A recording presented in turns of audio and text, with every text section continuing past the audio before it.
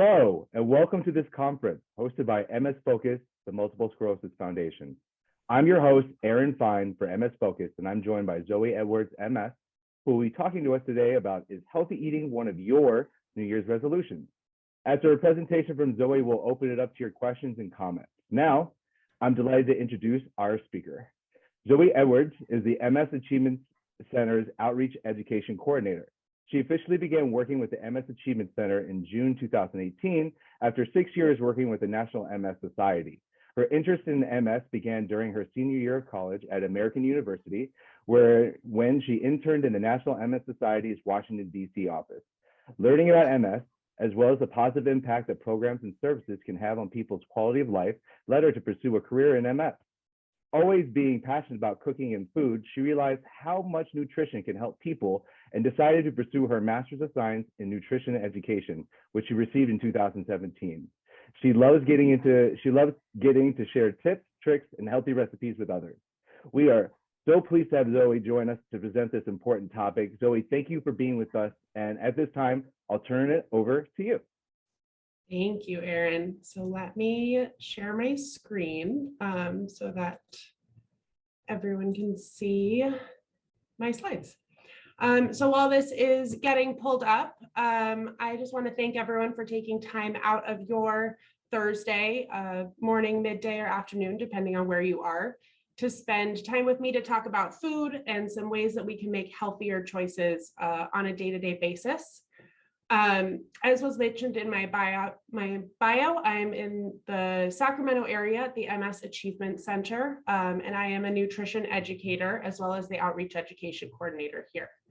I got interested in nutrition because I like to eat and I like to cook, and so that really drives me to get creative and give some new ideas in terms of the ways that we can,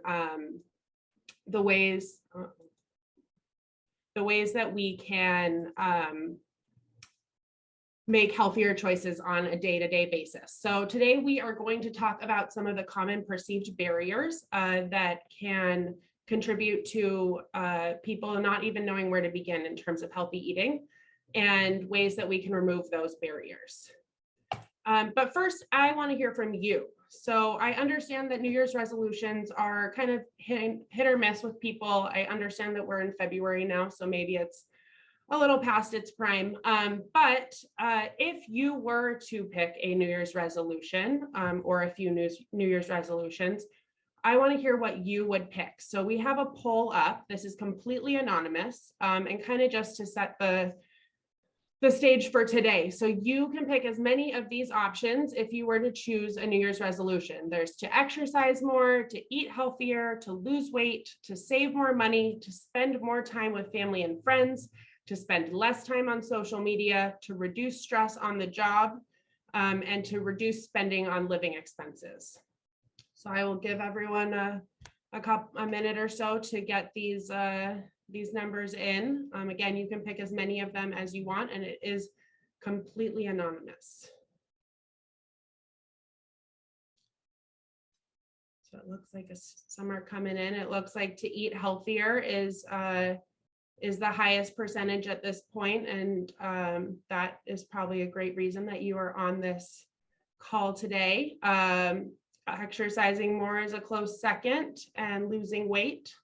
As this poll comes to a close and it will disappear, we'll move on to our next slide. I just want us to notice that at the top, there's definitely a higher range of percentage, and it kind of goes down in this order.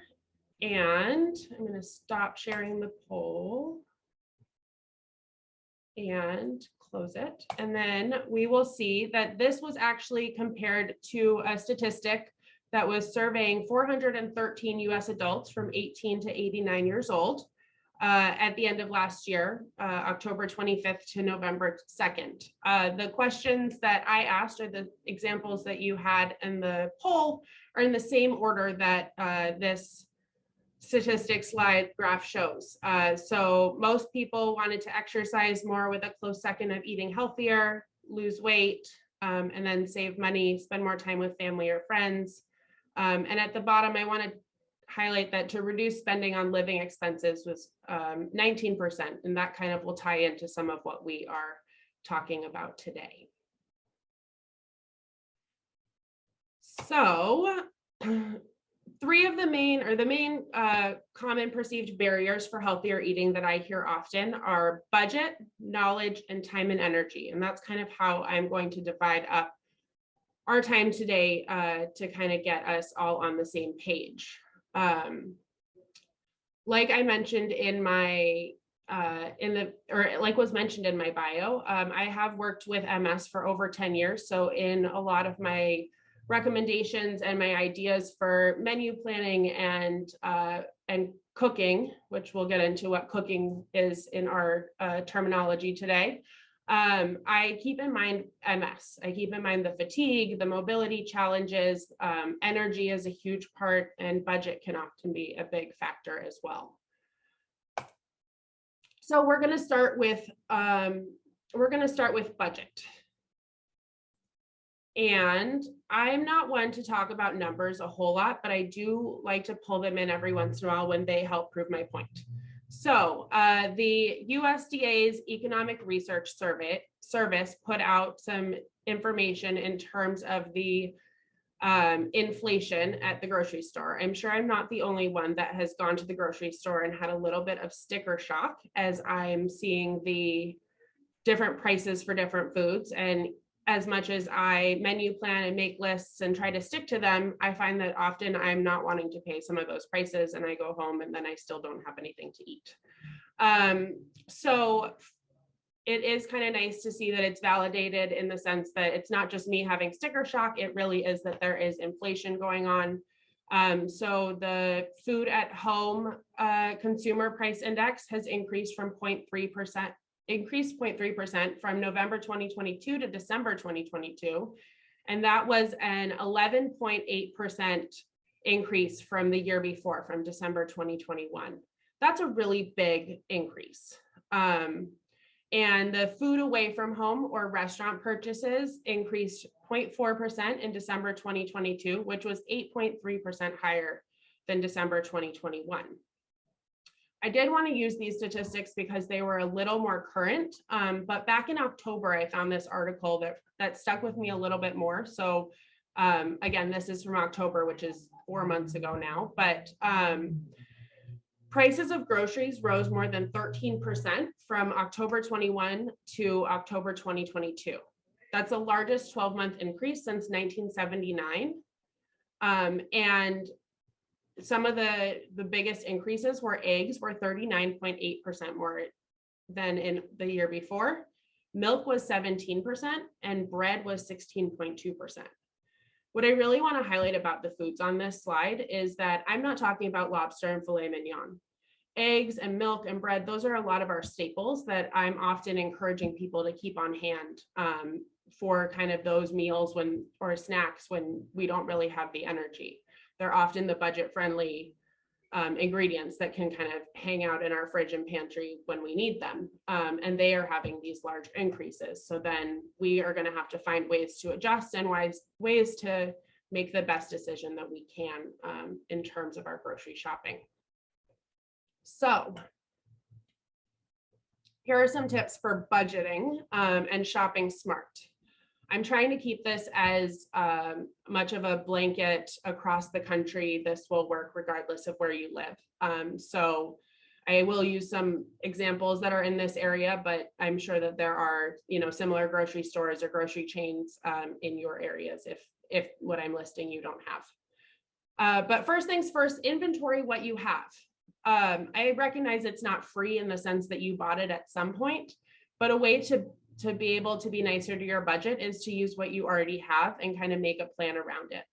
Also, I'm not telling you that you need to only eat foods out of your pantry, but for example, sometimes I'll recognize that I have way more lentils than I thought that I had, or because I had bought some when they were on sale. So I might make sure to incorporate that in my plan for the week. Incorporating that will be something else that I don't have to buy, and that will save me money in terms of that week's budget at the grocery store. If we are mindful of what we already have, then we can also prevent the waste because we'll be consuming the food before it goes bad. Take advantage of current sales using the weekly ads or apps to build your grocery list. This is something that I've kind of been taking to a new level in my own personal life, and I find it to be a really fun game. I'm far from an extreme couponer, but I do recognize that you can save a lot of money if you're taking advantage of your specific grocery store's apps and weekly ads and any other rewards programs that they might have. So this one picture on the left of the three pictures is a screenshot from my Safeway app. Some of the coupons that I can clip to get added to my rewards program are, 4 times the points on meat and seafood department purchase. I don't know that I'm necessarily going to be buying any meat or seafood this week, but it also doesn't hurt to clip those coupons. And while those points might not equal money off that week, it will equal off money for future purchases or gas rewards or something else down the road. And if I'm not taking advantage of those points, then I'm leaving that money on the table.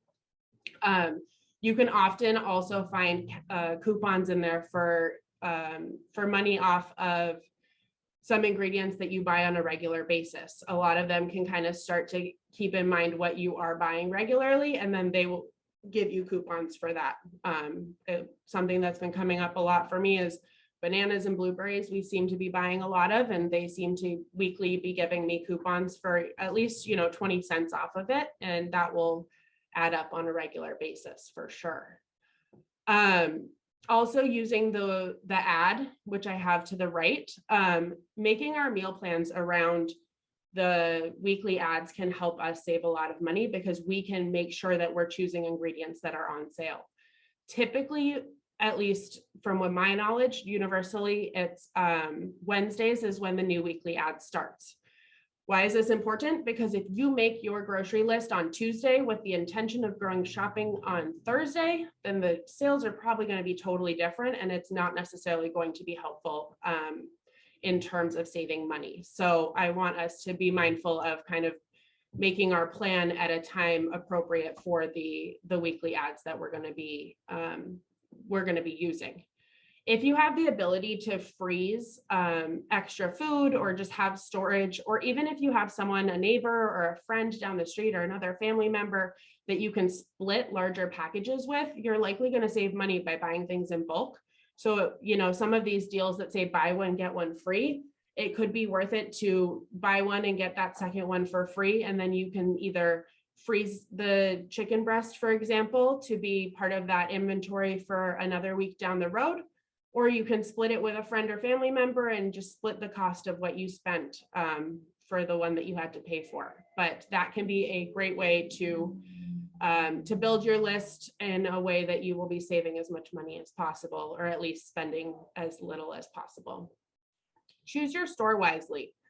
I understand that there are a lot of factors that go into us grocery shopping, energy, convenience, maybe it's where someone else is going, and so that's where we have to get our groceries. But I want us to be mindful to pick a grocery store that has as much as possible. And for some people, it might also be that it is the store that has the most selection and the sales of the specific food that we need that week. So maybe it's that, okay, there's chicken on sale at Safeway, rather than going to the other grocery store that might have other things. I know that I want chicken, and that's a big ticket item, so that's where I'm going to go grocery shopping.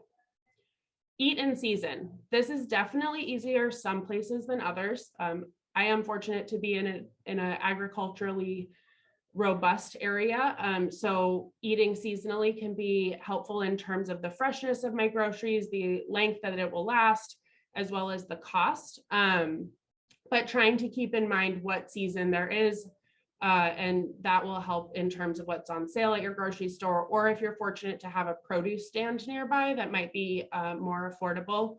I have found, at least in my area, some of the produce stands are significantly cheaper, and that way I'm able to get more groceries for a much lower cost. And when I say that, I'm saying that onions are 49 cents a pound instead of $1.70 a pound. So that can make a huge difference in terms of produce shopping. And then purchasing a combination of foods that are shelf and fridge stable to make sure that you're eating food before it goes bad. So everyone grocery shops a different amount of time. Some people, do go on a daily basis just to get what they need for that day. Others go every 3 weeks when they can get a ride. Some people go on a weekly basis, but knowing what works for you and recognizing that that's going to be different from person to person, and making sure that you buy a combination of foods that will last for that entire time. So I'm not saying everything needs to last for those 3 weeks, but making sure that you have some of the produce like cabbage or cauliflower that might last a little bit longer, so that when you're getting closer to the next grocery trip, you still have the opportunity to eat fresh produce. Another way to save budget-wise is to use similar ingredients and make multiple meals out of it. So buying foods in bulk can be a way to reduce the cost per serving. And I know we're going to talk a little bit more about energy down the presentation, but it doesn't hurt to save money and energy at the same time. So something that we like to do is we will create one meal and then use the ingredients differently to ensure that we're not wasting anything. And also because then we can use larger quantities of chicken in this example, or I think there's sweet potatoes in there. But that way, if it's something that we've bought in bulk, we can kind of utilize those ingredients throughout the week. So using this example of roasted chicken and vegetables, using it first, we would freshly roast it and kind of in the cast iron like it is in the image, and we could serve it over pasta. The next day, we might mix just some of the vegetables into an egg scramble and have it with a slice of whole grain toast. After that, we could use some of the chicken and vegetables in tortillas and top it with salsa for tacos. Meal 4, we could mix just some of the chicken with some yogurt, like plain Greek yogurt, and make a chicken salad and enjoy it as a chicken salad sandwich or with a side salad. And then whatever's left, we can make it into fried rice, because that's one of my favorite, use up the rest of the fridge leftover kind of meals. And hopefully this early in the presentation, I'm not making everyone too hungry yet. But definitely utilizing the ingredients as much as you can, and trying to pick ingredients that are versatile will help you to prevent waste down the road.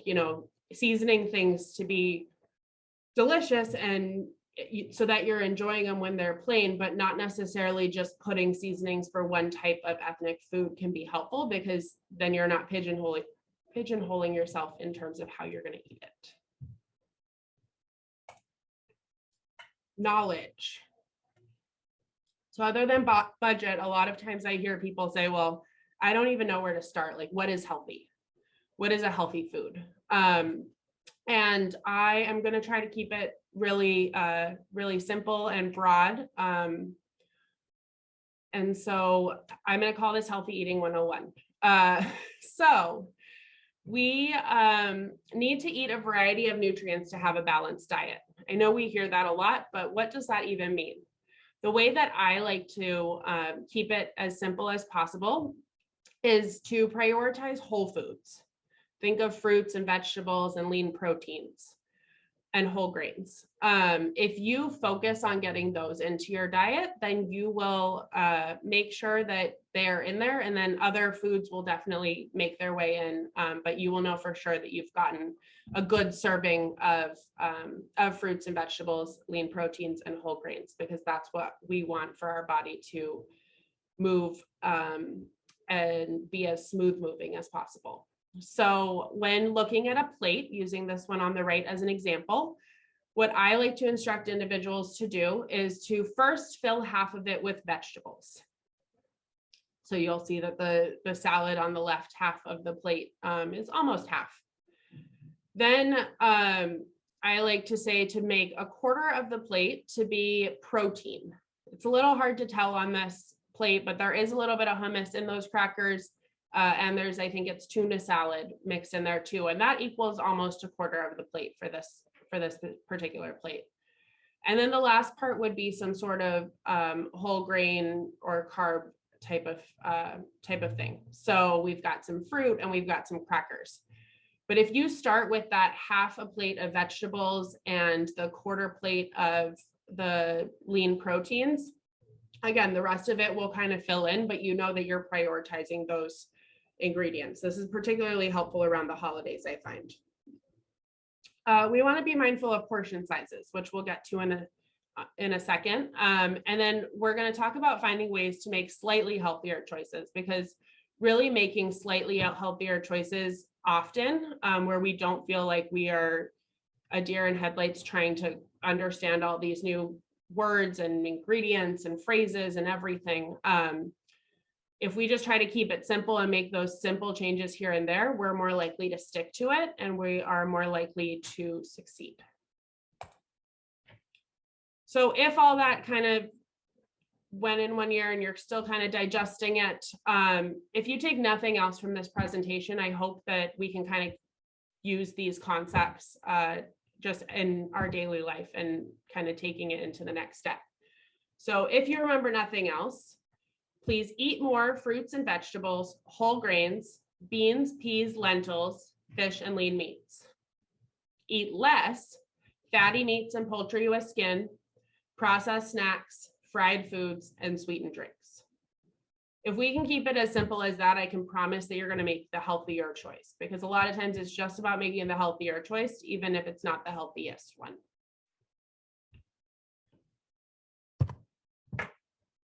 So I said that we would talk about portions a minute ago, and I like to pride myself in not asking anyone that I'm talking to in a nutritional sense of doing anything that I'm not willing to do myself. I don't carry measuring cups or measuring spoons in my pocket or purse, so I can't ask you to do the same thing. So I like to use everyday objects so that we can understand what a portion size is. So for meat, fish, or chicken, 3 ounces is considered to be a serving size and is what you should aim for your portion to be. It is on the top picture next to a deck of cards. So 3 ounces is about the size of a deck of cards. If you don't carry a deck of cards around, or you can't necessarily picture that off the top of your head, it's also the palm of your hand.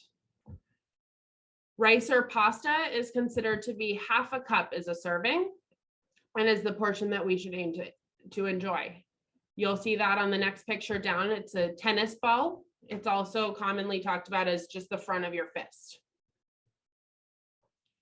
Fruit, 1 medium, which is kind of, you can pick what you want for what a medium-sized fruit is, but you normally have your fist with you, and that is considered to be a cup.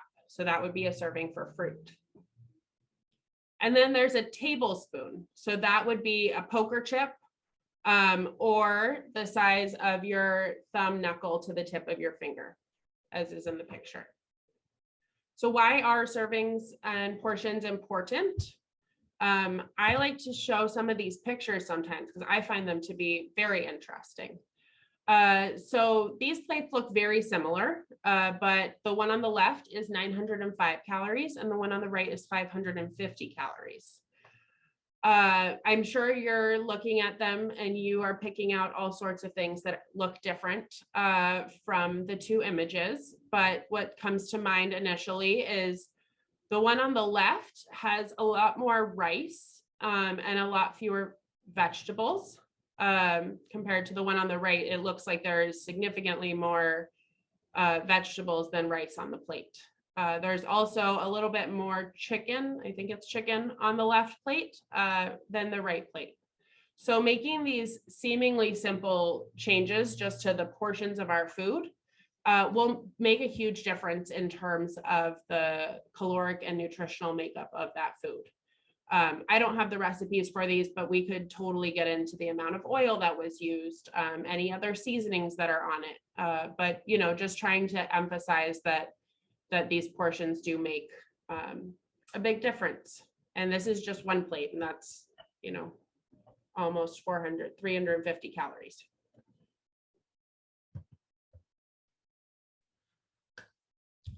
Sodium is something else that I want us to talk about when we are getting our knowledge base in terms of healthier eating.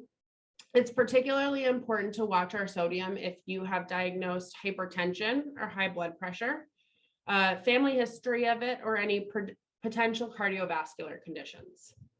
There was a study done a handful of years ago using the mouse model of MS, and it showed that high salt diets have been shown to have negative effects on that mouse model. So just kind of keeping that in mind as we are as we're consuming foods. A lot of people add salt to their foods, whether it's at the table or as they're cooking, but also sodium sneaks into many different foods, and particularly packaged and processed foods. You might be asking yourself, well, I don't know how much too much sodium is. So the recommended sodium maximums per day are 2,300 milligrams for someone who does not have any known health conditions related to sodium intake. If you've been told to be on a low sodium diet, you want to keep it below 1,500 milligrams of sodium per day. And a lot of this can be found in terms of how much sodium you're having, looking at nutrition labels, as well as if you're able to type it into some sort of food tracker. I do want to give the disclaimer, if you've been told to be on some other type of level for sodium intake, please consult your doctor before making any changes. These are just kind of the general recommendations from the American Heart Association for sodium. Something else I really like to talk about is sugar. That's something at our Achievement Center I'm particularly known for. Sugar occurs naturally in fruits and many other foods. And that's not necessarily something that's as easy to control or tangible to understand. So I like to focus on added sugars because that is something that we can control.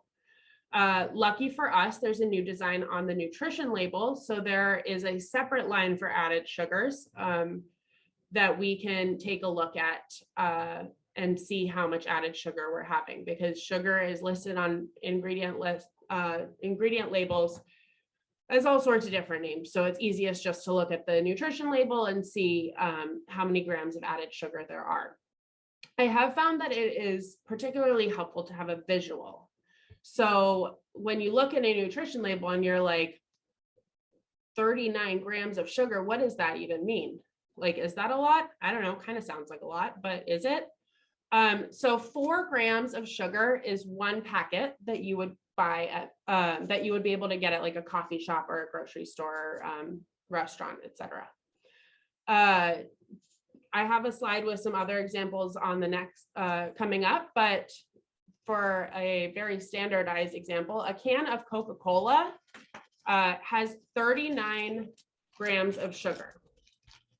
39 grams of sugar is equivalent to 9 3/4 packets. Just imagine one of these is a 3/4. That's a lot of sugar, and I'm sure that we wouldn't just open these and ingest them, but when we're drinking a soda or other sugar sweetened beverages, often that's what we are doing. I have a slide with a couple other examples just because I feel like regardless of someone's level of knowledge, they probably would be like, well, yeah, Coca-Cola is super sweet and not super great for us. But Gatorade and vitamin water, sometimes I feel like people come in here saying, oh no, I'm drinking something healthier. It's Gatorade or it's vitamin water. It's got vitamin in it, it's going to be healthy. So I like to show how much sugar is in each of those. A 20-ounce bottle of Gatorade is 34 grams of added sugar, which is 8.5 packets. A 20-ounce bottle of vitamin water is 27 grams of added sugar, which is 6 1/4 packets. Or yeah, 6 3/4 packets. But so with these, you might be asking, how much sugar should I be having in a day? And with that, the recommendation is similar to sodium. It's a daily recommended maximum. So it's or trying to keep it as low as you can. But the daily recommended max for women would be 6 packets, and for men it's 9. Again, this is not necessarily a number that we want to hit every day, but is a great way to put it in perspective again. So the daily recommended maximum for women for sugar is less than the vitamin water bottle itself. Especially around the holidays or desserts or other things like that. You know, some of it is about evening out. And again, I'm not willing to ask you to do something I'm not willing to do myself, and I do indulge in dessert. And so trying to balance it out throughout the week or throughout the month. And again, just being mindful of the choices that we are making can be particularly helpful. So I'm going to spend some time now talking about time and energy. I really try to be mindful in my recommendations in terms of understanding the challenges that come with MS. There's the MS fatigue. Some of us are balancing work and doctor's appointments and children or grandchildren and, you know, just busy lives. And sometimes people are like, it's just so much easier to go through the McDonald's drive-through, or it's just so much easier to fill in the blank with your favorite indulgence. And there are definitely some days that is going to be the best choice for you in terms of your energy level or just what you have the capacity for. But I'm going to try to give you some ideas to hopefully prevent that from being what you fall on a regular basis. So first things first, let's just be realistic with what we have the capacity to do. Cooking is different for everyone, and it will continue to change with different stages of life. So when I say cooking, and if I use cooking or preparation in the next few slides, I'm not talking about making Julia Child's recipe of beef bourguignon. I'm talking about like putting some salad mix in a bowl sometimes, or making some toast like seen in this picture. That's cooking. Preparing our own food. We want to keep it simple. If we keep it simple, we're more likely to succeed. Because if we are setting these vast goals and we're making these plans to make these recipes that have 20 steps, we're a lot less likely to even start them. Rather than if our plan is particularly simple, then we're like, okay, I can do that. That I can handle. Utilize foods that can be prepped in bulk. It takes the same amount of energy to make 4 servings of chili as it does to make 1 serving of chili. So if you can, prepare all 4 servings and then be able to keep some in the fridge for meals to come. Or if you're really getting into the bulk preparation, you can even be freezing some servings for later on in the even in the weeks to come. Purchase ingredients strategically. So I know we were talking about budget, and the more prepared an ingredient is, it often is a little more expensive. But if it means that you're going to use it rather than, you know, you thinking that you're going to prepare it and then ending up throwing it away, it might be the better choice to buy the preparation that you're actually going to use. Sometimes it really is the best choice to buy pre-prepped ingredients, whether that's pre-chopped broccoli florets, baby carrots, the pre-shredded cabbage. Those all can be great ways to incorporate vegetables into our food without having to do any of the prep work. So let's talk it out a little bit. I like to make these grids. I'm a little bit old school in my menu planning. And, you know, I give the disclaimer, I put the days at the top. That's just kind of how my brain works. And then the meals on the left side. But if you were to make this for yourself, I would absolutely encourage you to do it in a way that makes sense to you and that feels best for you. So we're going to kind of go through a couple points of this slide. I don't want this to look super overwhelming to us. First, we're going to start with meal 1, which I often eat as breakfast. You'll notice that the meal suggestions for this are oatmeal with fruit and toast with hard-boiled egg, and that they kind of alternate. I like to have a mix of sweet and savory in the morning. I also really like things that I don't have to think about or I don't have to do a whole lot of effort for in the mornings, because they're busy. I'm often eating it at my desk, or I'm rushing out to a doctor's appointment or something. And again, that whole idea of keeping it simple so that we actually accomplish it. So having oatmeal that we just have to stick in the microwave, hard boiling eggs for the week so that we don't have to be preparing eggs each day would be particularly helpful. Then you're just sticking a slice of toast in the toaster and getting your egg out and you're good to go. Sorry, I meant to say this on the last slide, but I like to use this not necessarily as a meal plan where like on Monday for breakfast, I'm having oatmeal with fruit, but more so as a menu. So I know that I have at least 3 servings of oatmeal with fruit and 2 servings of toast and 2 hard-boiled eggs. So I can choose to eat toast with hard-boiled eggs both Monday and Tuesday, but I probably won't have any more hard-boiled eggs prepped. So the rest of the week, I would then be eating oatmeal. I have had success with some of our members here who I'll make a plan for that's similar to this. And what they choose to do is once they eat something, they cross it off, because then they know as they're getting through their week that this is what I've eaten, and what is not crossed off is what I still have the ingredients for from my last grocery trip. We're going to jump down to meal 3 to the chili where it says recipe on Pinterest. I feel like when I make plans for myself, as well as when I've made plans with some of my members, sometimes we're making a specific recipe, whether it's on Pinterest, it's something we saw on another site or on the news, or something like that. If we're buying ingredients for a particular recipe, listing which recipe that is going to be helpful, so that when we go to make that, we aren't pulling up some random recipe and being like, I don't have these ingredients. What was I thinking putting this on the menu? But if we're as specific as possible in that sense, then we know that we will have enough ingredients and the proper ingredients for that particular recipe. You'll also see next to it the pasta with chicken and veggies. That one's a little bit more vague. Maybe for some people that's just, one of those rotated meals in their house, and you know what it means. It's whatever vegetables are on hand, and we end up sauteing chicken and tossing it with a red sauce that we have. But being specific when necessary and being vague if it's something that you tend to have in your household a lot, or that that you're just kind of using whatever was on hand for that meal. Dinner out. So on this plan, I put dinner out as an option. On other ones, I kind of put free spaces, very similar to a bingo board. But as I said earlier, we want to be realistic and keep it simple.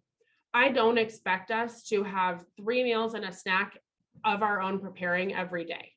Again, I'm not willing to ask you to do something that I don't do myself. And having the flexibility for when someone asks if you want to go out to dinner, maybe you oversleep and you don't end up having breakfast one day because you have the luxury of sleeping in until noon one day. That could be something that comes up, or you have a doctor's appointment that runs late, and so you end up grabbing something out. So making sure that you have those free spaces built in. Obviously, if you know that you're going to be going to an event one night and your dinner is going to be out at a restaurant, then put it for that specific day, and that one's not one that can be moved around. But making sure that you have those spots on there, because then you're not buying more ingredients than you need.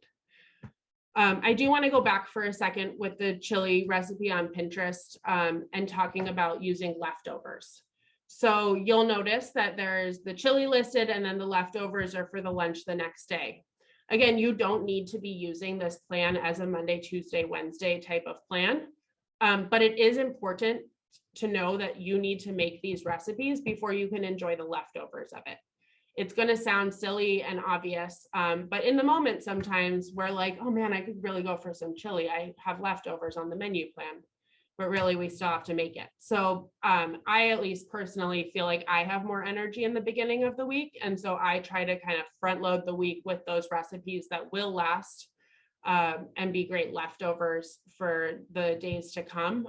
So that kind of towards the end of the week is when I end up enjoying the leftovers meal after meal.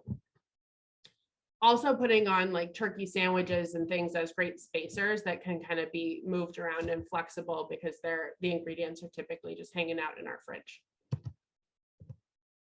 And then snacks. I feel like snacks are often kind of that afternoon energy boost for ourselves, or mid-morning, or, it's kind of when we need something a little bit extra. And so we often don't have the energy to want to prepare anything. I often talk about keeping the healthier snacks as accessible as a bag of potato chips. Regardless of where your level of nutrition is, I feel pretty confident that if I put a bowl of baby carrots in front of you and a bowl of potato chips in front of you and asked you which one was the more nutritious snack, in terms of the nutrients, the carrots would be the winner for probably everyone. But a lot of times those potato chips are awfully tempting because all you have to do is open the bag, right? But if you're using baby carrots, or if you're using fruit that doesn't need to be chopped up, or almonds, as our string cheese, which are listed on this snack list, you don't necessarily have as much of an excuse. You will go for the healthier choice if it's accessible. Just a lot of times, realistically, we're lazy, or we don't have the energy, or we're fatigued, or we're in a hurry. And so trying to figure out what snack options can be a great balance of fiber and protein and fat to help give us that energy boost and get us to the next meal.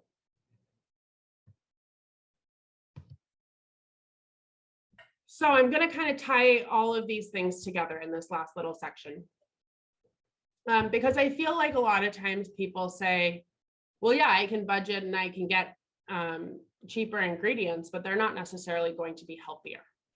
So I chose to use all these prices, and all these nutrition labels are from Walmart because it is a grocery supplier, I believe, in all 50 states, or at least the majority of them. So that is where all these numbers come from. And hopefully you'll understand that at least this is just an example. So I have a couple of these. So the first one is 1 serving of waffles from this box is considered to be 2 waffles and 2 tablespoons of syrup. Or there is oatmeal with peanut butter, which is half a cup of dried oats and 2 tablespoons of peanut butter. My idea with this is that they have a very similar level of preparation. You stick the waffles in the toaster. You can put some water with the oats and stick it in the microwave. There's no chopping. There's no extra pots and pans to clean or anything after that. So after doing the numbers, the waffles with syrup are 60 cents a serving, while the oatmeal with peanut butter is 23 cents a serving. The oatmeal is more calories, 330 calories versus 240. But that's because there's 2 tablespoons of peanut butter in there. If we were to drop it down to 1 tablespoon, which would probably be enough for us, and would be half a serving of what's on the label, it would drop it down to 240 calories as well. And it would actually only be 18 cents a serving then. So the savings would be even more. The oatmeal also gives us a lot more protein and a lot less sodium. So these are all kind of things to think about as we're making the choices for ourselves.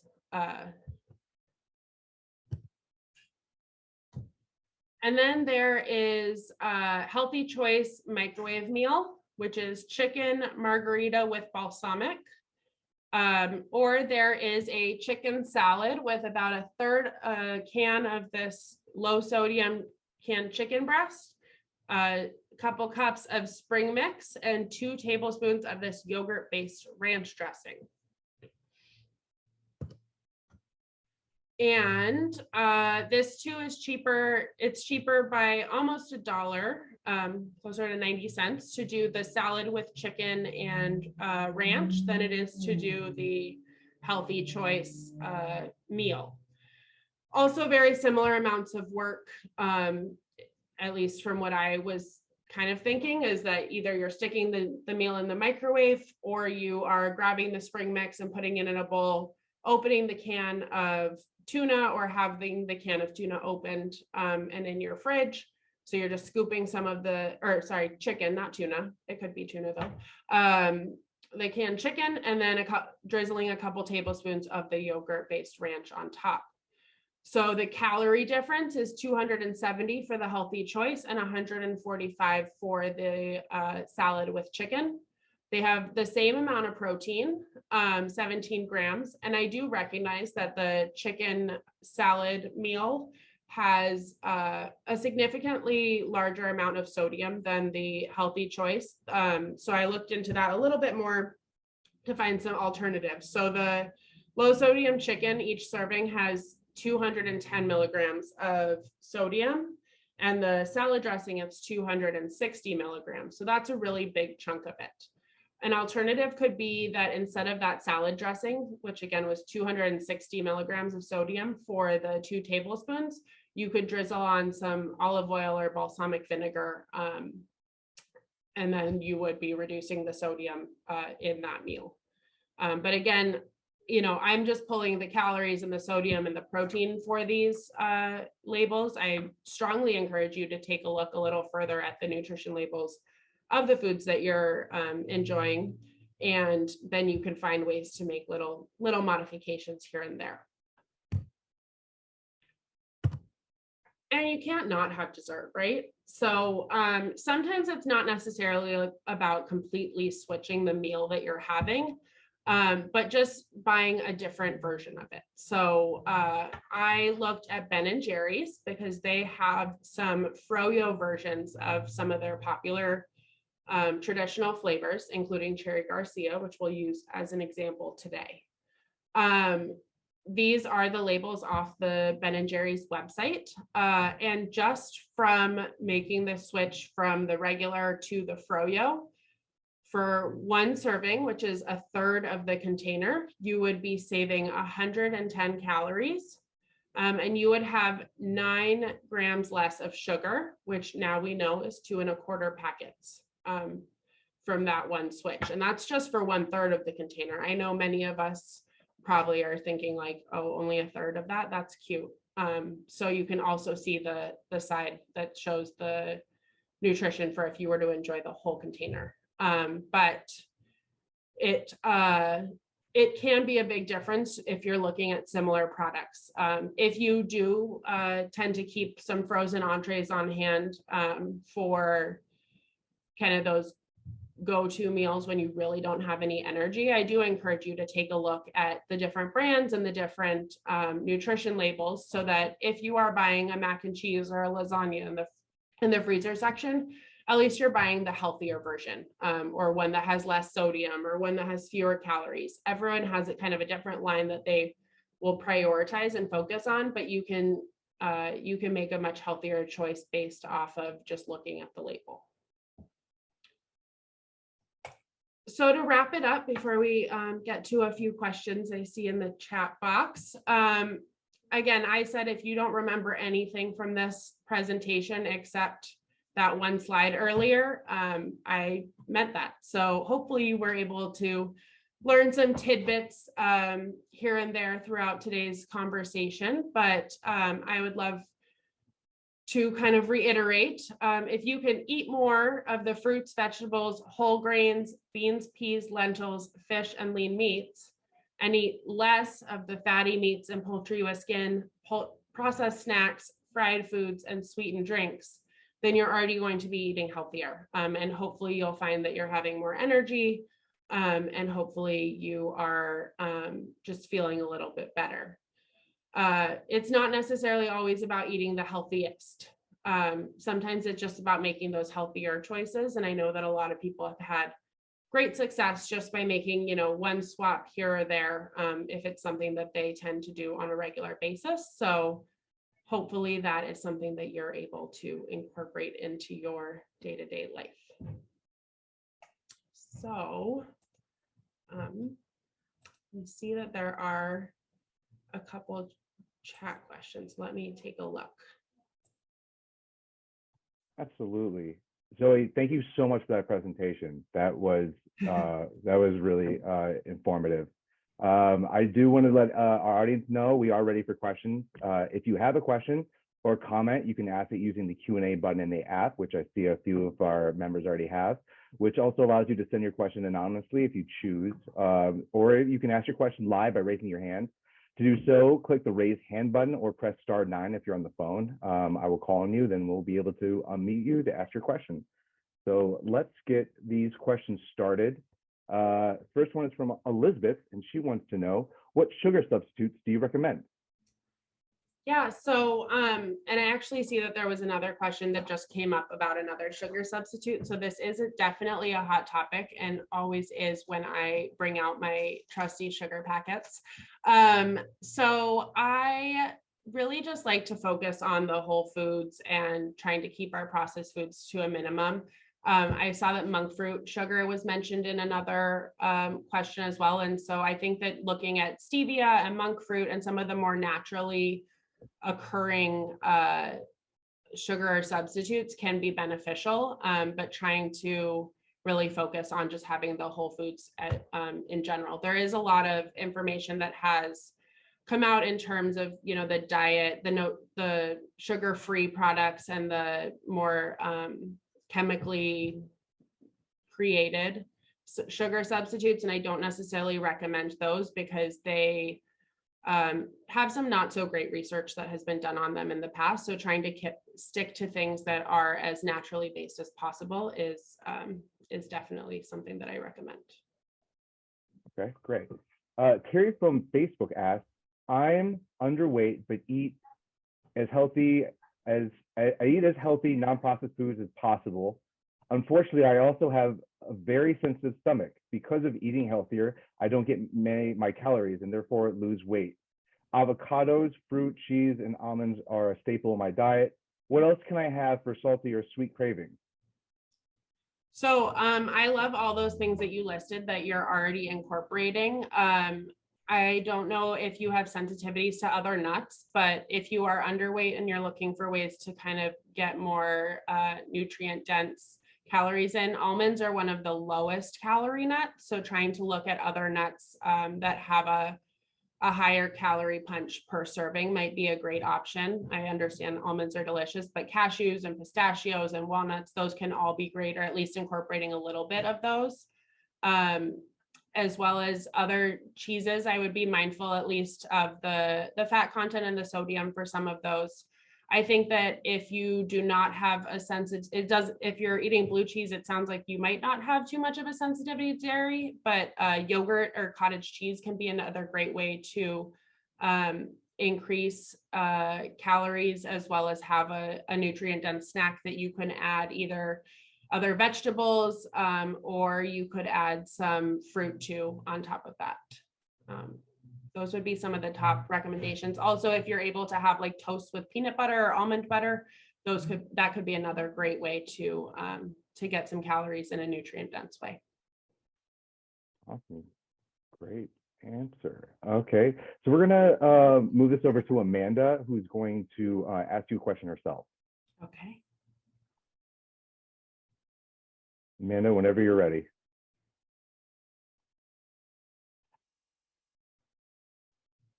You are on mute, so if you are talking, we can't hear you.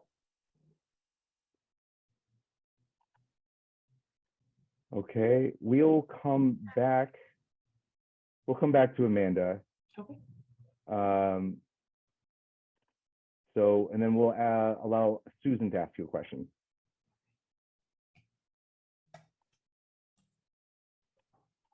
And Susan, you are also on mute. So if you are ready to answer or ask your question, please go ahead.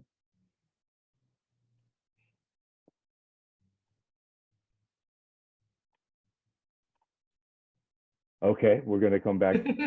We'll come back to Susan as well. All right, so we have a couple some more questions. This is from Marianne. She joined the presentation just a little late, but she wanted to know, do you have any information about anti-inflammatory diets or how to find healthy recipes?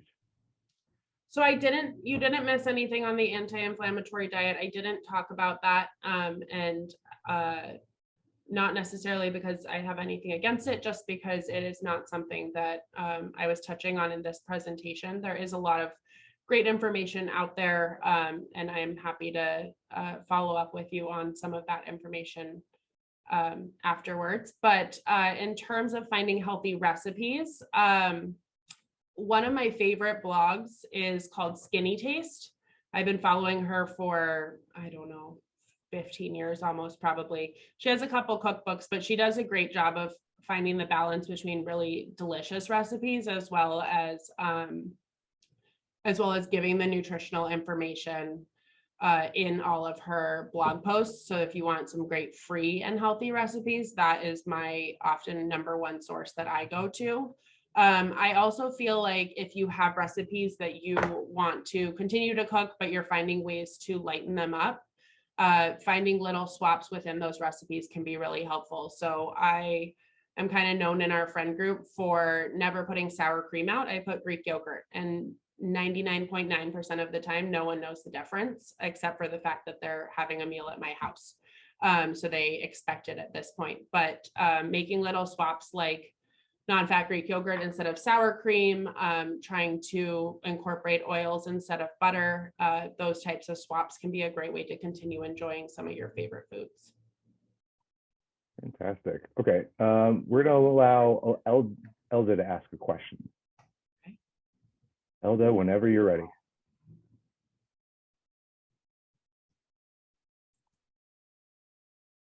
Hi, Elda, are you there? Starting to wonder if it's me. I can't hear anything either, so. Okay. All right. We're going to ask another question from our Q&A. What about monk fruit sugar as a sugar substitute? Yeah, so I kind of touched on this a little bit earlier, but I think, you know, a lot of people I'm hearing are liking monk fruit, and it is a naturally derived sweetener. So I do encourage you to take a look at the particular products that you're buying and making sure that they are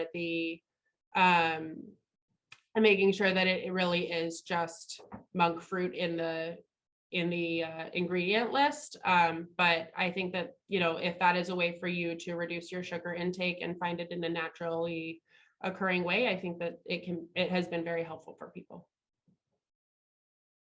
Okay, wonderful. So Pasha asked, what about raw sugar? I really sold it with these sugar packets. I love it. So similar to what I said about the sweeteners earlier, I think that, you know, if it's naturally derived, that's my recommendation. I still think that we should try to use moderation when we are using any sort of added sweeteners. And I think that we should, you know, be mindful that it might be naturally derived, it might not have as many calories, but we still don't want to oversaturate our food with them. And finding naturally occurring sugars in fruits and such can be better. Okay. Rita from Facebook asked, is it good to drink red wine?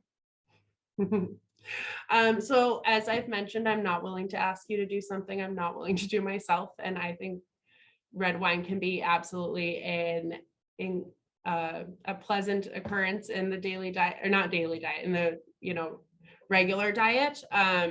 I think that as with all alcohol, moderation is definitely key. And particularly with MS, I know a lot of individuals who have to be extra careful due to balance and gait challenges as well.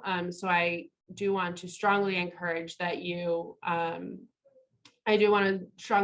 use moderation with that. But I do think in terms of alcohol consumption, like if we are talking about the best options for alcohol, I think red wine can be a great option, particularly when compared to some mixed cocktails, because often those will have a lot of added sugars and a lot of, you know, sodas or juices that are not necessarily natural, and it can be a great way to balance the calories and nutrition in that. On that note, I know it was red wine that was asked about, but when you are looking at alcoholic beverages in general, I think that being mindful that it is calories, kind of similar to the Gatorade and the vitamin water from earlier, being mindful that that does contribute to your overall consumption. And, you know, some alcoholic beverages can have very varying nutrients and calories. So particularly with beers, they can range from 90 calories to 400 calories for one glass. So particularly with alcohol, let's be extra mindful of what we're consuming. Okay. Someone would like to know, are there any diet plan groups you might recommend? One might keep one more on track, especially one might keep on track more, especially to lose weight. Yeah, so I'm not one to necessarily say that there's any specific diet, especially when I'm talking about specific to MS. I think that, many people have found that certain diets help them rather than others. And it's all about, I know everyone's tired of hearing this with MS, but everyone gets it differently. And so every diet is going to affect us differently. But I think that just following general healthy eating patterns, a diet that I have started to kind of be reading up on a little bit more, or dietary pattern I've been starting to read up on a little bit more, it's called the MIND diet. And it is a combination of the Mediterranean diet and the DASH diet, which is the dietary approach to stop hypertension. And that can be, that one I have found to kind of really guide people in terms of recommending the servings for specific food groups, but it's all based on whole foods, and it's based off of 2 dietary patterns that have a lot of research behind them. And I'm not saying that this is necessarily specific to MS, but it does have a lot of research in terms of the cognitive decline for aging individuals, particularly Alzheimer's. And so that can also be helpful with MS as well. Okay, wonderful. Marianne has another question. She wants to know, do you have any information about gut biome that was discussed? Thank you for everything you have provided. You're welcome. I did not talk about the gut biome either today. And I know that we are coming kind of to the end of our time, so I don't want to get into that right now. There are a lot of great resources out there from more science-y professionals, and it's not something that I touched on today, but I do think that there's a lot of really exciting research in that realm right now, and definitely something to keep an eye on. Okay. I do want to let everyone know that was trying to ask a question live. Apologies if there was any sort of technical issues. With that being said, we do have to come to the end of our time. If you missed any part of this conference, it has been recorded and will be available through the MS Focus Facebook and YouTube channels. Reply to your registration email for information on how to access recordings, or sign up for our newsletter to learn about upcoming events. Our next teleconference will be What to Do About Depression and Anxiety with Frederick Foley, PhD, on Monday, February 6th at 6:30 p.m. Eastern. As you leave the conference today, a survey will appear on your screen. We ask you to please take a moment to give us your feedback on this program and your suggestions for future topics, so we can be sure to provide you the best programs possible. Our sincere thanks to all of our attendees for your participation, and especially to Zoe. Thank you so much, Zoe. We really appreciate your time and all this wonderful information. With that, I want to say goodbye to from MS Focus and to everyone on our team. Have a wonderful day. And Zoe, thank you once again. Thank you so much. Have a great day, everyone.